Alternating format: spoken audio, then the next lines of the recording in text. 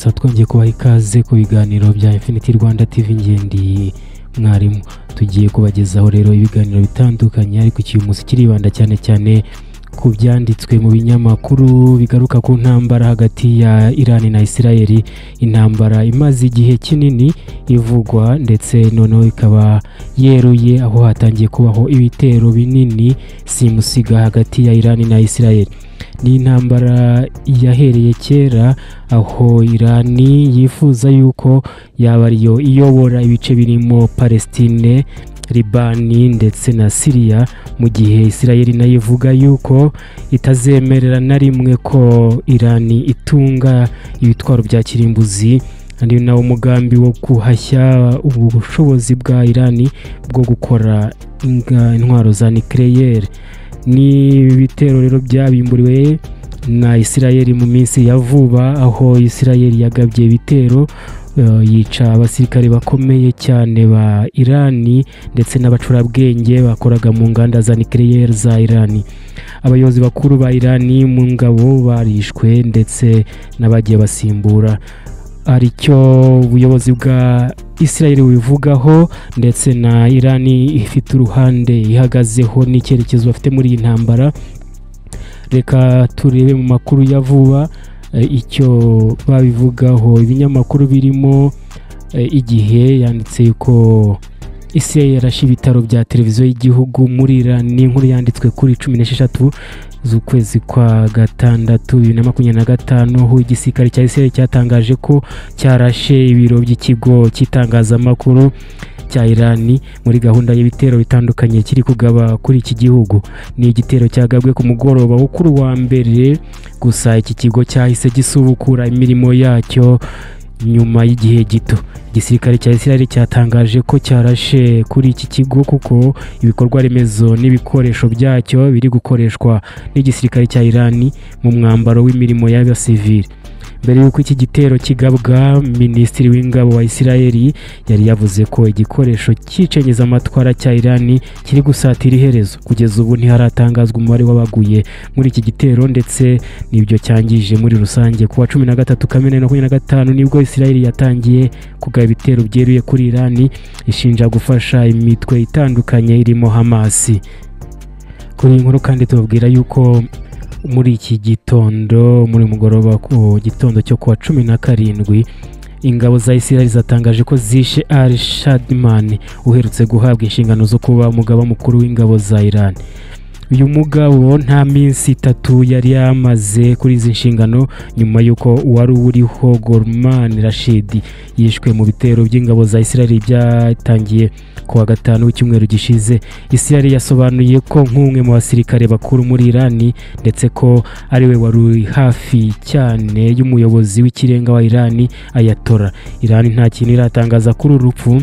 Al-Shadman yari yagizwe umuyobozi wa Islamic Revolution Guard Corps, umutwe w'igisirikare mu ngabo za Iran ushinzwe ibikorwa byose bya gisirikare yabikorerwa imbere mu gihugu, ibitero byo hanze n'umubano w'igisirikare n'amahanga. Ibi kandi bibaye nyuma yuko n'ubundi Israel yari maze iminsi yishe abasirikare abajenerali babiri, nyuma yuko naho Iran yihoreye igasuka ibitwaro bisasu bikomeye ku mujyi ya Israel. Ibitero bikomeye hagati ya Israel na Iran bigeze ku munsi wa 5 uyu munsi, ariko ku munsi wa 4 buri ruhande rurakubita agatoki kandi, aho Israel yatangaje ko mu ijoro ryo ku cyumweru yarashe ibirindiro by'umutwe wa Iran Revolution Guards Corps, ari nawo ukomeye kurusha indi mu ngabo za Iran. Itangazo ingabo za Israel zasohoye kuwa 16 Kamena 2025 rigaragaza ko indege z'intambara za Israel zarashe uduce 10 twakoreragamo ingabo zo mu mutwe wa Quds twategurirwagamo ibitero bigabwa kuri Israel. Al Jazeera yatangaje ko muri ibi bitero hishwe abajenerali babiri ba Iran.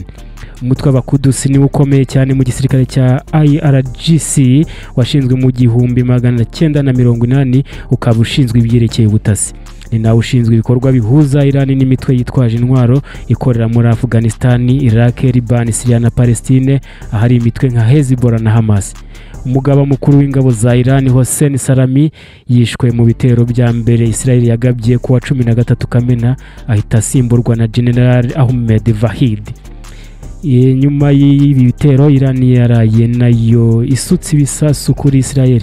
Ni mu ijoro ryo kuwa 15 Kamena 2025 Iran nayo yagabye ibitero ikoresheje ibisasu biremereye ku nyubako nyinshi zituwemo mu mujyi wa Tel Aviv, Peta ndetse na Haifa. Israel yatangaje ko abantu 8 aribo bamaze kumenyekana ko baguye muri ibi bitero. 4 baguye Tel Aviv, umwe apfira i Beni, mu gihe abandi 3 bapfiriye mu mujyi wa Haifa. The New York Times yanditse ko ibi bitero byakomerekeyemo abantu 37 bo mu bice bitandukanye bya Israel. I Tel Aviv naho babyukiye mu marira, aho inyubako nyinshi zasenywe n'ibisasu byinshi Iran yaharashe. Abashinzwe ibikorwa by'ubutabazi bari gushakisha mu nyubako zahirimye bareba niba nta bantu barimo bagihumeka cyangwa abitabye Imana. Gusa umugore umwe wari wihishe mu gice cyo hasi y'inyubako yabwiye CNN ati twasohotse buhoro buhoro kuko twari dufite ubwoba, twagendaga n'inyubako zigwa aho tuva, byari nk'imyotsi ku buryo napfutse amazuru nkoresheje umupira. Ambasade ya Amerika yagizweho ingaruka n'ibitero, aho ingabo za Iran zarashe ibisasu byinshi biremereye mu mujyi wa Tel Aviv bisenya inyubako nyinshi zituyemo abaturage. Amahoteli arangirika n'ibiro bya ambasade ya Amerika i Tel Aviv bigirwaho ingaruka, gusa nta mukozi wa ambasade wakomeretse, naho ambasade ikaba ikomeje gufunga imiryango. Byanatangajwe ko Iran yarashe mu mujyi wa Haifa ahari uruganda rutunganya ibikomoka kuri peteroli, ndetse amakuru avuga ko humvikanye iturika rikomeye bikekwa ko rwarashwe.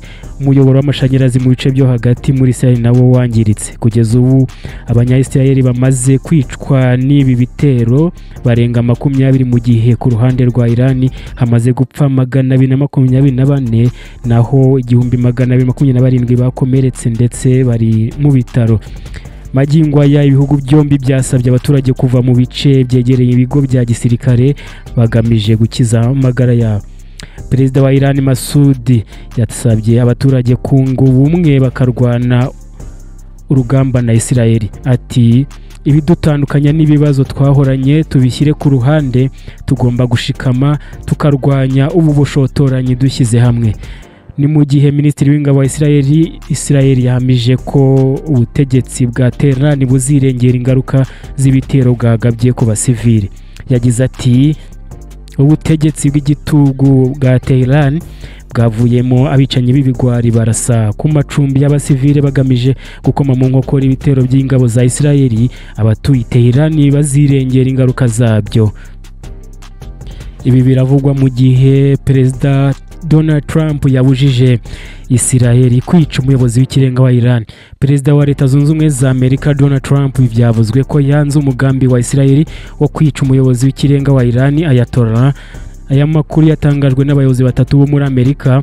Trump bivuga ko yabwiye Minisitiri w'Intebe wa Israel Benjamin Netanyahu ko kwica Khamenei atari igitekerezo cyiza, nkuko umwe mu bayobozi yabivuze mu kiganiro yagiranye na Fox News. Netanyahu ntiyemeje cyangwa ngo ahakane amakuru avuga ko Trump yamubujije uwo mugambi wo kwica Ayatollah.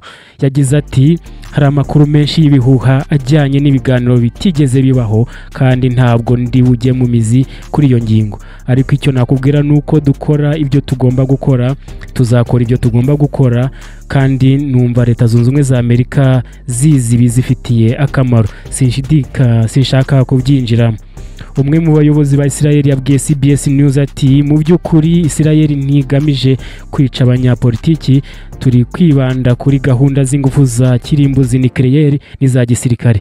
Ntabwo ntekereza ko umuntu ugena ibyizo gahunda akwiye gukomeza kuba hatuje kandi yisanzuye. Ibi byose rero biri gukurikirwa n'amagambo atandukanye mu y'abanyapolitiki, aho Minisitiri w'Intebe wa Israel Netanyahu yavuze yuko batakomeza kwihanganira ibitero Iran ikomeje kubagabaho na yugayo nyuma ya drone ndetse na misile 300 zoherejwe kuri Israel mu mwaka ushize 2024.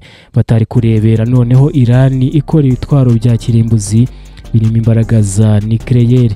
Netanyahu yavuze yuko cyari igihe cyanyacyo cyo kubangamira umugambi wa Iran wo gukomeza gusenya ndetse no kudatuma Iran ikora ibitwaro bya kirimbuzi. Ibi ngibi birakomeza bivuga yuko nanone kandi Iran nayo itishimira ko Israel yakomeza kugaragara ku ikarita y'isi, aho ivuga yuko igomba kuvaho. Hari ingaruka nyinshi rero ziteganyijwe kuri iyi ntambara. Iyi ntambara nta kabuza izasiga ingaruka nyinshi zirimo impfu z'abantu, ariko no mu buryo bwa politiki no mibanire y'abaturage harimo abapfuye, ndetse n'ubukungu bushobora kuzahara, kuko Iran iri mu bihugu bitanga peteroli, aho igiciro cya peteroli gishobora kuzamuka bitewe n'iyi krize iri kubera mu burasirazuba bwo hagati. Turabashimiye mu biganiro twabanyemo, reka twongereye kubararikira gukomeza kuri iki biganiro byacu. Iyi ni channel yanyu Infinity Rwanda TV, nge nari mwarimu. Ibiganiro nakagaruka, tuzongere dusubira ubutaha ku bindi biganiro. Murakoze.